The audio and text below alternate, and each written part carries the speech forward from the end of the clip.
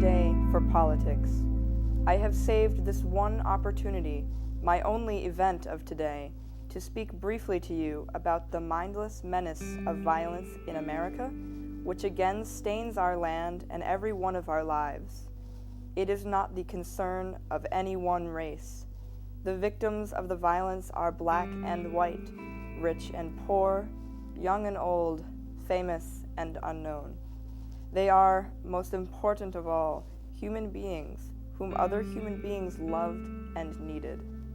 No one, no matter where he lives or what he does, can be certain whom next will suffer senseless act of bloodshed, and yet it goes on and on and on in this country of ours.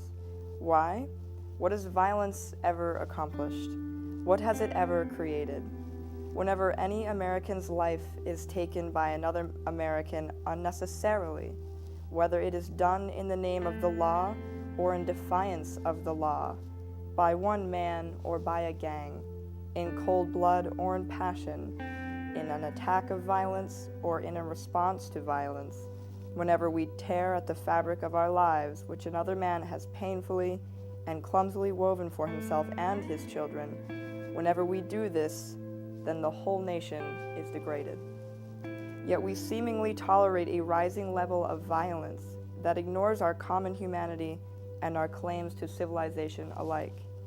Too often we honor swagger and bluster and the wielders of force.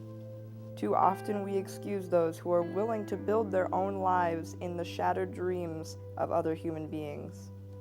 But this much is clear. Violence breeds violence.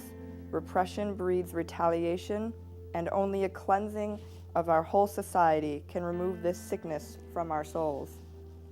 For when you teach a man to hate and fear his brother, when you teach that he is a lesser man because of his color or his beliefs or the policies that he pursues, when you teach that those who are differ from you threaten your freedom or your job or your home or your family, then you also learn to confront others not as fellow citizens but as enemies, to be met not with cooperation but with conquest, to be subjugated and to be mastered. We learn at the last to look at our brothers as aliens, alien men with whom we share a city but not a community, men bound to us in common dwelling but not in a common effort. We learn to share only a common fear, only a common desire to retreat from each other, only a common impulse to meet disagreement with force. Our lives on this planet are too short. The work to be done is too great to let this spirit flourish any longer in this land of ours.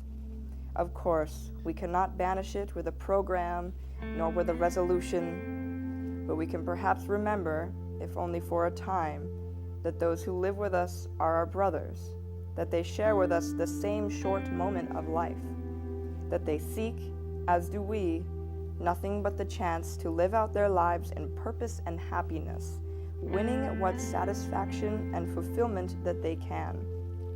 Surely this bond of common fate, surely this bond of common goals can begin to teach us something. Surely we can learn, at least, to look around of those of us, of our fellow man, and surely we can begin to work a little harder to bind up the wounds among us, and to become in our hearts brothers and countrymen once again.